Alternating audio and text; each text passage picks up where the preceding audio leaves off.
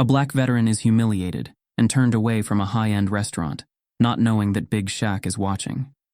The owner thinks it's just another night of quiet discrimination, another moment that will go unnoticed. But not this time. Shaq has seen enough. And when power is used to degrade those who've sacrificed for their country, silence is not an option. Tonight, justice isn't just coming, it's walking through the front door. Before we deep dive into this interesting story, subscribe to our channel and tell us where you're watching from. Share in the comments below. The restaurant hummed with quiet luxury, the kind of place where the weight of wealth wasn't spoken, only understood. Crystal chandeliers reflected off polished mahogany tables, and the muted clinks of silverware were softened by a slow jazz tune humming through hidden speakers. The scent of aged wine and perfectly seared steaks hung in the air, mingling with the quiet conversations of men in tailored suits and women in designer dresses. Shaquille O'Neal, Big Shaq to the world, sat alone at his table, a presence that couldn't be ignored, even if he tried. He wasn't the kind of millionaire who flashed his wealth, but his name carried weight. And in a place like this, weight spoke louder than words. He leaned back in his chair, broad shoulders relaxed, the dim light catching the outline of his face. His large hands, calloused from years on the court, rested on the table, but his eyes, dark, observant, weren't on his plate. Across the room, something shifted in the energy. A disturbance, quiet but sharp, like the first crack in a frozen lake before the ice gives way. Near the entrance, an elderly black man stood, his back straight, despite the weight of years pressing on his shoulders. His suit, though worn at the edges, was neatly pressed. His shoes shined with the careful precision of a man who had once understood the importance of presentation. His hands, veined and weathered, gripped the back of a chair, knuckles tightening as if holding on to dignity itself. The restaurant owner stood across from him, a thin, pale man with a sharp jaw and sharper words. He wasn't speaking loudly, but his voice had that specific kind of edge, the kind that cut deeper than shouting ever could. "I'm afraid we don't have a table for you tonight." A pause. A flicker of something unreadable crossed the veteran's face. "I made a reservation." His voice was calm, steady, the kind of tone that came from a man who had fought harder battles than this. The owner exhaled, exaggerated as if dealing with a child. "It must have been a mistake. We're fully booked." Shaq saw the way the man's lips curled slightly, the kind of smirk that thought it could hide behind polite words. The kind of look that said, "You're not welcome here," without ever needing to say it. The veteran let out a slow breath. He had heard this before. Different words, different faces, but the same message. He straightened his posture, refusing to shrink, refusing to let a man with a title in a restaurant take something from him. "I see." No argument, no pleading. Just two words, heavy enough to settle in the air like dust. Shaq's fingers tapped against the table, a slow, measured rhythm. He had seen moments like this before, too many times. He knew this veteran wasn't just any man. His suit, the careful way he carried himself, the slight stiffness in his gait, it all spoke of a past that wasn't ordinary. This was a man who had worn a uniform, who had stood in places no one wanted to stand, fought in wars for a country that now pretended not to see him. And yet, here he was, still standing. The owner turned, already dismissing him, waving over the hostess to seat another couple, one that had just walked in, no reservation required. The woman smiled as she took her seat, unaware, or maybe fully aware, of what had just happened. Shaq exhaled through his nose, a slow, controlled breath. The veteran nodded once, as if confirming something to himself, then turned toward the door. Shaq could have spoken then, could have called out, made a scene, forced an apology from a man who wouldn't mean it. But he didn't. Not yet. Instead, he watched. Because some battles aren't won by swinging first. Shaq sat in his car, engine idling, his hands resting loosely on the wheel. The city stretched out before him, neon reflections dancing on the windshield, but he wasn't seeing any of it. His mind was elsewhere, somewhere deeper, somewhere older. The scene at the restaurant wouldn't leave him. The way the veteran had stood there, calm but unwelcome. The way the restaurant owner had dismissed him with that thin, practiced smile, the kind that had been perfected over generations. It wasn't anger Shaq felt. Not just anger, anyway. It was something heavier, something that curled in his chest and weighed down his ribs like an anchor. And it wasn't the first time. He closed his eyes, and before he could stop himself, he was back in his childhood home. The walls of their apartment had been thin, but his mother's voice had always been strong. Lucille O'Neill didn't raise her voice unless she had to. When she spoke, you listened. Not because you feared her, but because you felt the weight of her words. Shaq was just a boy then, all knees and elbows, too big for his age but not yet sure what to do with it. He remembered sitting on the floor, basketball in his lap, while his mother folded laundry with a focus that felt more like restraint, as if keeping her hands busy was the only thing stopping her from breaking something. "You know why your granddaddy never liked eating out?" she had asked suddenly, her tone even, but her hands moving faster than before. Shaq had looked up, shaking his head. He knew his grandfather had been a strong man, proud, but quiet in a way that made it seem like words didn't come easy to him. "Because when he was your age, he couldn't," she had said. Shaq remembered frowning. Couldn't? What did that mean? Lucille had stopped folding and turned to look at him. Really, look at him.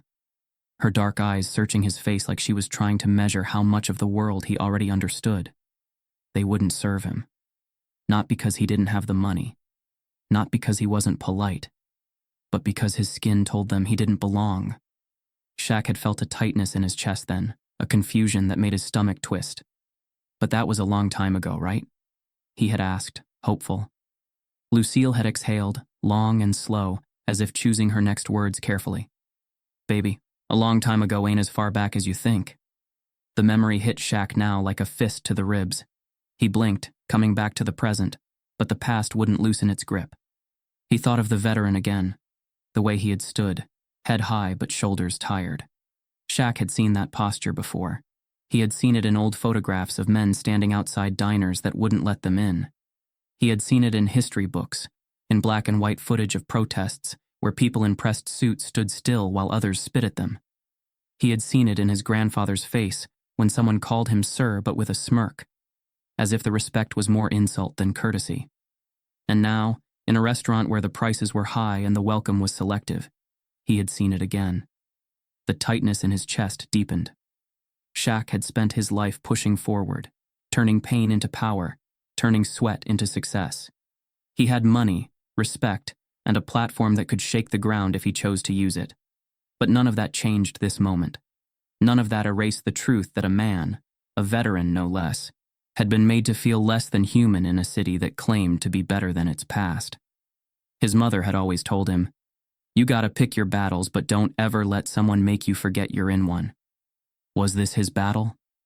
He could still see the veteran's face in his mind, the way he had refused to bow but had walked away anyway. Would Shaq walk away too? He drummed his fingers against the steering wheel, a slow, steady rhythm. He wasn't a kid anymore, sitting on the floor with a basketball in his lap, trying to make sense of a world that didn't always make sense back. He was a man with resources, influence, and a voice that carried. The question wasn't if he would do something. The question was how. And the answer had to be more than just anger. The night air carried a quiet chill as the veteran stepped onto the sidewalk, the warm glow of the restaurant fading behind him. The street was still alive. Couples walking arm in arm, taxis pulling up to the curb, laughter spilling from open doorways. But he moved through it like a man unseen. Shaq followed at a distance, watching the way the old man carried himself.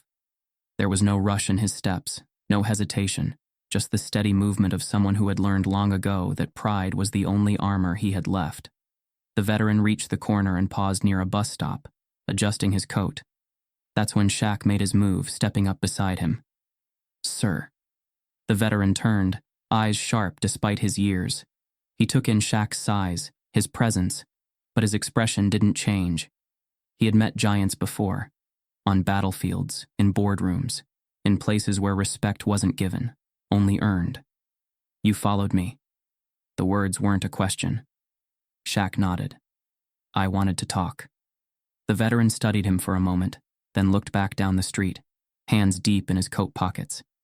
He didn't invite the conversation, but he didn't walk away either. "You saw what happened back there." His voice was calm, steady, as if the moment in the restaurant barely deserved acknowledgement. "Yeah," Shaq said. "I saw." A small smirk tugged at the corner of the veteran's mouth, humorless and tired. "You think it's the first time?" Shaq already knew the answer. "Can I buy you a cup of coffee?" he asked. The veteran glanced at him, then exhaled. "If it means you'll stop following me." They found a diner 2 blocks down, nothing fancy. Just a place where the coffee was hot and the waitresses called you Han without thinking twice. The kind of place where nobody cared who you were, as long as you paid your bill and didn't cause trouble. The veteran eased into the booth with the careful movements of a man who had seen too many years and too many miles. Shaq sat across from him, the table small between them. "What's your name, sir?" Shaq asked. "Walter Kane." The name settled between them, weighty and unspoken. The waitress came, pouring coffee without asking. Walter added 2 sugars but didn't stir, letting them sink to the bottom of the cup. Shaq didn't push. He let the silence sit, knowing that some men needed time to decide if their stories were worth sharing. Finally, Walter leaned back and studied him. "You want to know about me, huh?" Shaq nodded. Walter took a sip of his coffee, then set the cup down with a quiet clink. "I was 19 when I enlisted. Vietnam. Thought I'd come back a hero. Thought I'd make my family proud." A dry chuckle escaped him. "Guess I was young enough to be stupid." Shaq didn't say anything, letting the man speak in his own time. "Got my Purple Heart the hard way. Took a bullet through the leg, shrapnel in my side. Spent 6 months in a hospital bed staring at a ceiling that didn't care if I lived or died." He exhaled slowly. "Then they sent me home." Shaq could see it, the welcome that never came. The war he left behind only to find another waiting for him. "You ever been in a war, son?" Walter asked. "Not like that." Walter nodded. "Didn't think so. But let me tell you something. When you come back from one, you think the fighting's over. You think, I made it. I survived. But the truth is, you just traded one battlefield for another. Over there, I was a soldier. Here, I was just another black man taking up space." The words hung in the air, heavy and raw. "Folks like that restaurant owner?" Walter continued, shaking his head. "They've been around forever. Different faces, same game. I've been refused service more times than I can count. They don't even have to say the words anymore. You just know." Shaq tightened his jaw. He had seen racism before, felt its presence even when it wasn't spoken aloud. But hearing it now, like this, from a man who had fought for a country that refused to fight for him, it was different. "So you just walk away?" Shaq asked. Walter met his gaze, unreadable. "What else am I supposed to do?" Shaq leaned forward. "What if there's another way?" Walter studied him, his fingers tapping lightly against the side of his cup. "You got a plan, big man?" Shaq nodded. Walter sighed, shaking his head. "I've seen men like you before. Strong, angry, think they can change the world. But let me tell you something. People like that restaurant owner, they don't fall easy. I'm not looking to make him fall." Shaq's voice was steady. "I'm looking to make sure he can't stand back up." For the first time, Walter looked intrigued. "Go on," he said. And Shaq did. Shaq sat in his study, the room dimly lit by the glow of a single lamp. A glass of water rested untouched on the desk beside him, condensation beating down its sides. He wasn't thirsty. He was focused. The silence around him wasn't empty. It was charged, humming with the weight of a decision that had already been made. He had spent his life picking his battles, knowing which ones were worth the fight. This one wasn't just worth it. It was necessary. Silence wasn't an option anymore. He pulled out his phone and scrolled through his contacts. This wasn't going to be about making noise. Noise came and went, fading as soon as the next headline hit. This needed to be a controlled detonation. Silent, precise, and impossible to ignore. First call. Jordan Ellis, civil rights attorney. Jordan had made a career out of dismantling systems that thrived on silence. He didn't just take cases, he took down institutions. Shaq didn't need someone who would send a strongly worded letter. He needed someone who would set the foundation on fire and make sure no one could rebuild it the same way again.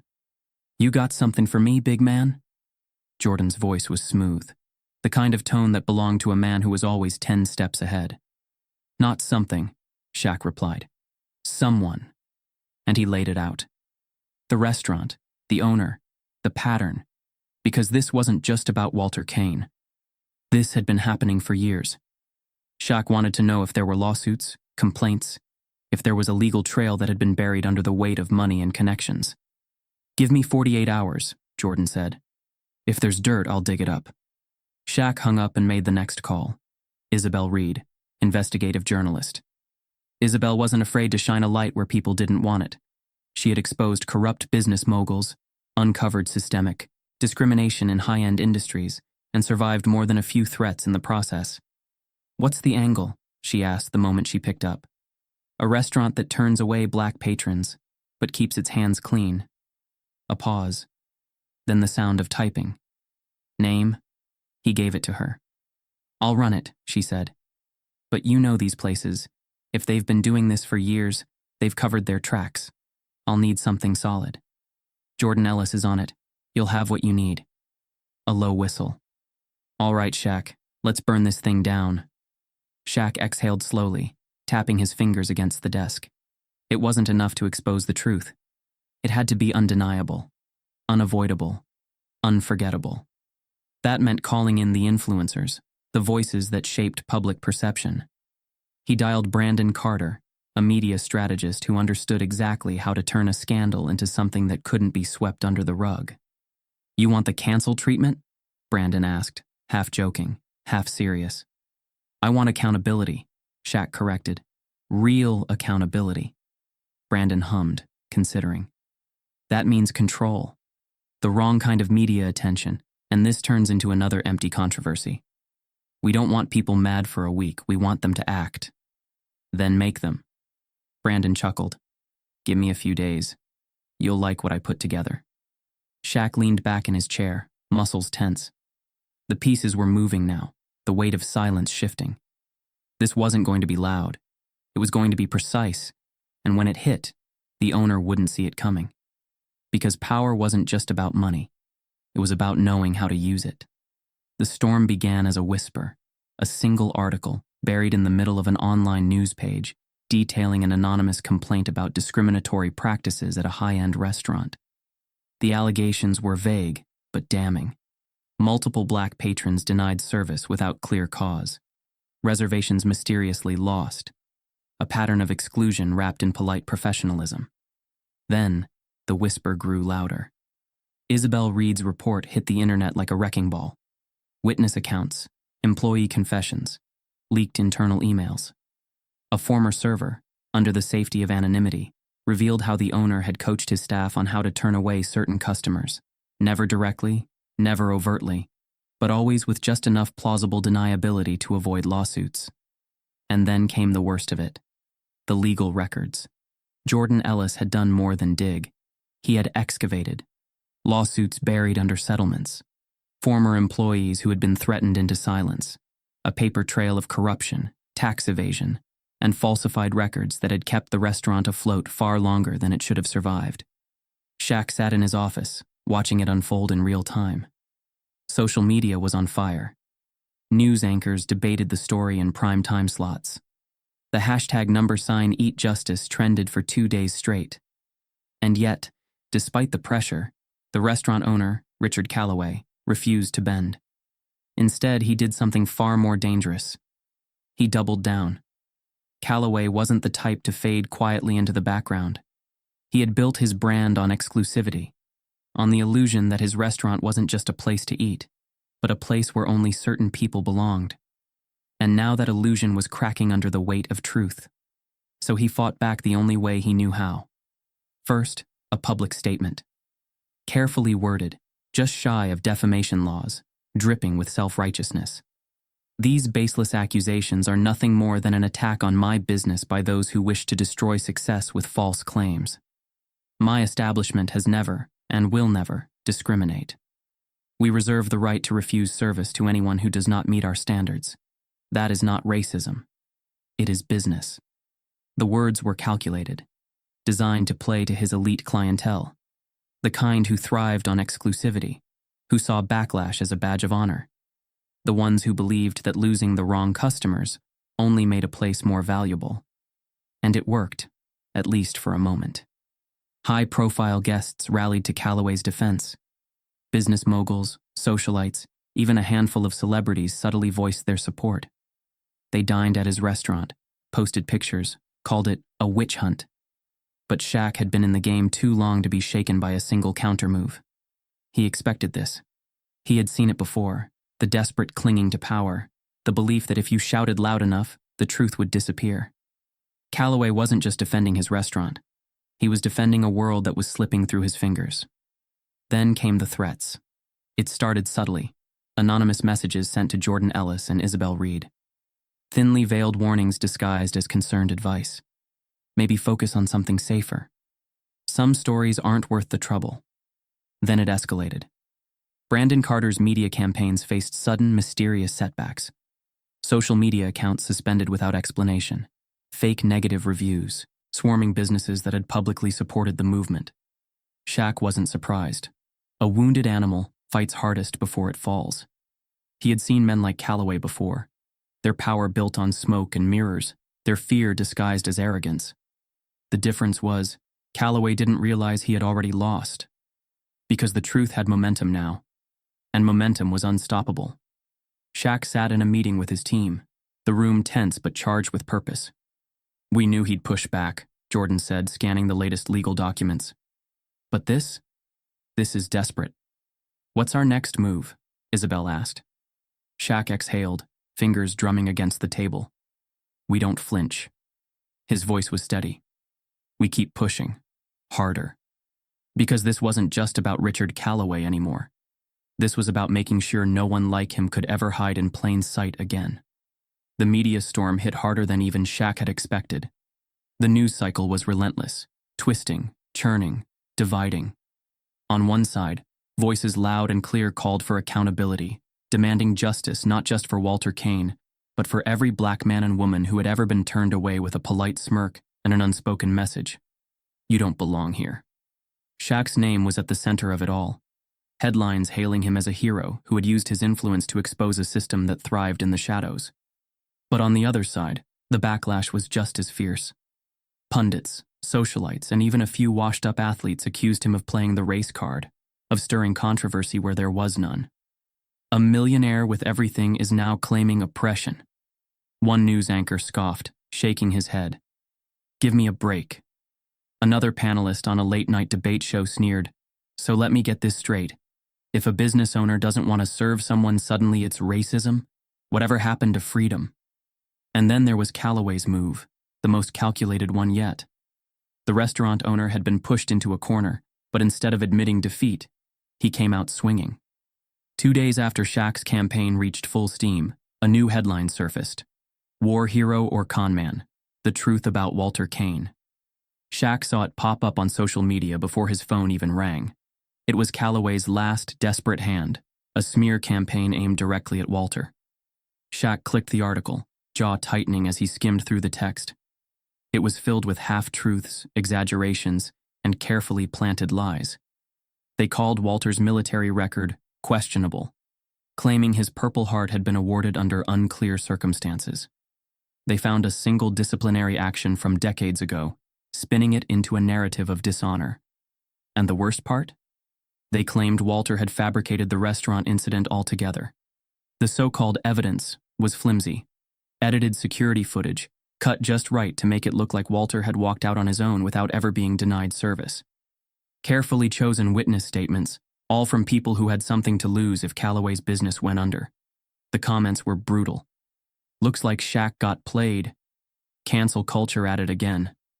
"Guess some people will do anything for attention." Shaq closed the article, his pulse slow but heavy. He wasn't surprised. This was how power worked. When the truth threatens to expose you, you don't argue. You destroy the credibility of the person bringing it to light. But there was one thing Calloway hadn't accounted for. Walter Kane wasn't just some faceless victim in a viral controversy. He was a man. A real man. And now he was missing. Shaq had tried calling Walter earlier that day. No answer. He had assumed the old man was laying low, trying to avoid the media frenzy. But as the hours ticked by, a nagging unease settled in Shaq's chest. Walter wasn't just staying quiet. He had vanished. Shaq parked outside Walter's small apartment building, a worn brick structure that had seen better days. The porch light flickered dimly, casting long shadows across the empty street. Shaq knocked. Waited. Knocked again. Harder this time. Nothing. He glanced around, searching for movement behind the darkened windows. A neighbor, a woman in her 50s with tired eyes, stepped out from her door down the hall, wrapping a robe around herself. "You looking for Walter?" she asked, voice wary. "Yeah," Shaq said. "You seen him?" She hesitated. Then, in a quieter tone, she said, "Couple of guys came by earlier. Looked like reporters, but..." She trailed off, shaking her head. Shaq's chest tightened. "But what?" She sighed. "He looked scared, that's all. First time I ever saw fear in that man's eyes." Shaq nodded, jaw clenching. He already knew. This wasn't just about Calloway protecting his business anymore. This was about making sure Walter Kane never had the chance to speak again. Shaq paced the length of his study, phone pressed to his ear, frustration tightening his grip. Isabel Reed was on the other end, her voice sharp, controlled, but laced with urgency. "Nobody's seen him in 2 days, Shaq. That's not a coincidence." Shaq already knew that. Walter Kane wasn't the type to just disappear. The old man had a routine. Early morning walks, coffee at the same diner, sitting on his porch in the evenings. For him to suddenly vanish wasn't just suspicious, it was deliberate. "You think Calloway had something to do with this?" Shaq asked, though he already knew the answer. "Think about it," Isabel said. "That hit piece came out. They painted him as a liar and now he's conveniently missing. This isn't random. Someone made sure he had a reason to keep his mouth shut." Shaq exhaled, rubbing a hand down his face. He had spent years learning how to control his anger, how to turn it into something useful instead of something reckless. But right now, all he wanted was to make someone pay. "I have Brandon running damage control on social media," Isabel continued. "But we need something more. If Walter doesn't come forward himself, people are going to believe the lie." That was the part that burned the most. Truth meant nothing if the people who held it weren't there to speak it. Shaq grabbed his keys. "I'm going to find him." The first stop was Walter's apartment. The door was still locked, the lights off. Shaq knocked again, harder this time. The same neighbor from the night before peeked out from her door, her face creased with worry. "He ain't been back," she said. "I would have heard him. That man doesn't just leave without telling someone." "Did you see anything else? Anyone watching the place?" She hesitated, then nodded. "Couple nights ago, I saw a car sitting outside, black sedan, tinted windows. Thought it was reporters at first, but something felt off." Shaq's stomach tightened. Reporters didn't wait quietly in unmarked cars. People who wanted to scare you into silence did. He thanked her and walked back to his car, heart pounding with the weight of what this meant. If Walter had been taken somewhere, forced to stay silent, Shaq had to move fast. Jordan Ellis wasn't a private investigator, but he knew people who worked in the shadows. The kind who could find things police reports didn't. "If someone grabbed him, there'll be a trace," Jordan said. "Give me a couple hours." Shaq hated waiting, but this wasn't a fight he could win with his fists. He needed proof. Meanwhile, Isabel kept digging. She had already tracked down former employees of Calloway's restaurant, people who had left under suspicious circumstances. One name stood out: Daniel Whitmore, a former manager who had disappeared from the industry completely. Isabel found him living 3 states away, working in construction under a different last name. When she called him, he refused to talk. "I don't want trouble," he said. "The trouble already exists, Daniel," Isabel shot back. "The only question is whether you're going to be part of fixing it." Silence. Then, finally, "There's a file," he whispered.